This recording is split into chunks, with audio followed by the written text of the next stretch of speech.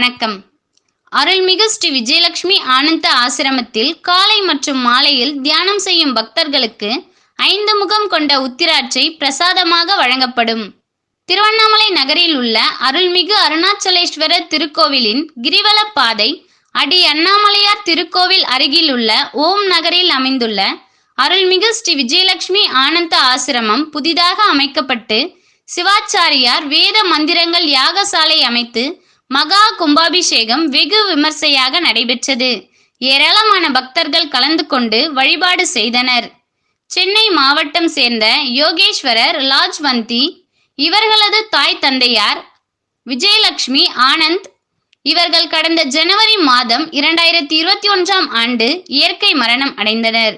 இவர்களுக்கு அருணாச்சலேஸ்வரர் திருக்கோவிலின் கிரிவல பாதை ஓம் நகரில் அமைந்துள்ள அருள்மிகு ஸ்ரீ விஜயலட்சுமி ஆனந்த் ஆசிரமம் புதிதாக அமைக்கப்பட்டு நேற்று முன்தினம் கணபதி ஹோமத்துடன் முதல் கால யாக பூஜையுடன் தொடங்கி நேற்று காலை 2ஆம் கால யாக பூஜையும் மாலை 3ஆம் கால யாக பூஜையும் நடைபெற்று 4ஆம் கால யாக பூஜையுடன் பூர்ணாகிதி செய்து சிவாச்சாரியார்கள் வேத மந்திரங்கள் முழங்க கலசத்தை கோவில் உச்சியில் உள்ள கோபுர கலசத்திற்கு புனித நீர் ஊற்றப்பட்டு மகா கும்பாபிஷேகம் விமர்சையாக நடைபெற்றது.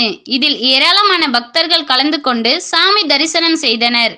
பின்னர் கிரிவல பாதையில் உள்ள 100க்கும் மேற்பட்ட சாதுக்களுக்கு புதிய புத்தாடைகள் மற்றும் அவர்களுக்கு உணவு அளிக்கப்பட்டு மரியாதை செலுத்தப்பட்டன. மேலும் ஆண்டுதோறும் இவர்களது நினைவு நாள் அன்று சாதுக்களுக்கு அன்னதானம் வழங்குவதும் மற்றும் புத்தாடைகள் வழங்குவதும் வழக்கமாக கொண்டு வரப் போவதாகவும் தியானம் செய்ய வரும் பக்தர்களுக்கு 5 முகம் கொண்ட உத்திராட்சை வழங்கப்படும் என ஆசிரமத்தின் நிர்வாகம் தெரிவித்துள்ளது.